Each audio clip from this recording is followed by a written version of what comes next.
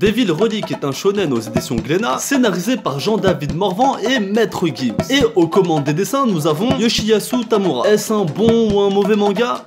Bah, c'est très compliqué.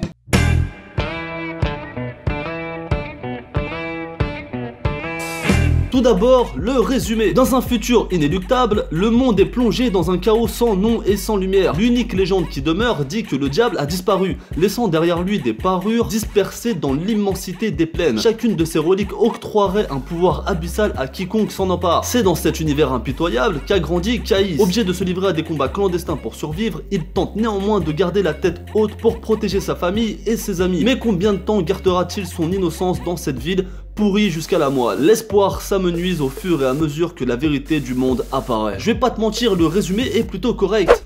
Un monde post-apo avec un diable qui visiblement a disparu, laissant derrière lui des reliques octroyant des pouvoirs à quiconque les retrouve. Le héros est un combattant, on a tout ce qu'il faut pour faire un shonen très correct. Mais non, le gros problème de cette œuvre, c'est sa French touch. On a l'impression d'avoir affaire à une imitation de manga. Tout est plutôt bien fait, tout est même correct, mais il manque un peu de sel, un peu de saveur. Pour commencer, aucun des personnages n'est charismatique. On essaye de nous vendre un héros badass, mais ça marche pas du tout. Et c'est pareil pour les antagonistes. À titre d'exemple, il y en a un qui s'appelle Captain Firefire. Et devine sa spécialité?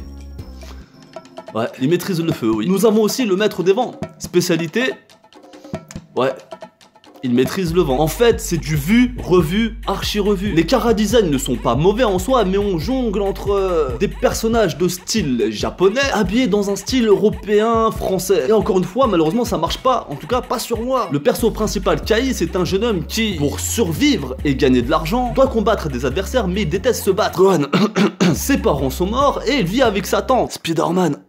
Rajoute à cela un petit con qui admire notre héros et qui souhaite devenir comme lui, une jolie go qui essaye de crush Caïs. Voilà ce qu'est Devil Relic. Par exemple, Black Torch, que je n'avais pas spécialement aimé, est 100 fois mieux que Devil Relic. Le problème avec ce manga, c'est qu'on voit les choses arriver, il n'y a pas de surprise. On voit toutes les ficelles. Et le plus dommage, justement, c'est tous les moyens colossaux qui ont été investis pour ce manga et que finalement, bah on a ça. C'est très décevant. En tout cas, j'ai été très déçu. Côté dessin, on a un super boulot, clairement, mais entaché par la patte Maître Gims. Je vais quand même saluer la démarche et la créativité qu'a pu faire notre chanteur. Il avait un rêve et il s'est donné les moyens de le réaliser. Et je ne peux être que admiratif devant quelqu'un qui ose et qui réalise ses rêves. Maintenant, la finalité, elle est un peu bancale, hein. Frérot, ne sors pas de tome 2, s'il te plaît. Fais-nous un autre album ou un autre manga, pourquoi pas.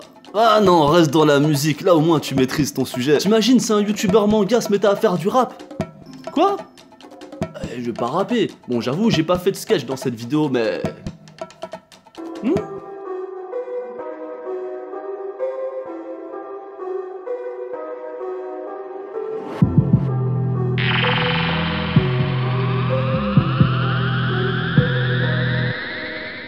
J'aime pas iPhone ni Android, le détecteur colle mon iris. Je suis pas iPhone, chaque jour je crie, t'entends ma voix, poil qui s'érisse. J'ai killé Yamcha, piqué sa meuf, killé Yamcha, piqué sa meuf. Je suis le prince des guerriers, mais Freezer m'a déjà fait pleurer 2 fois. Je suis Vegeta, classe de l'élite.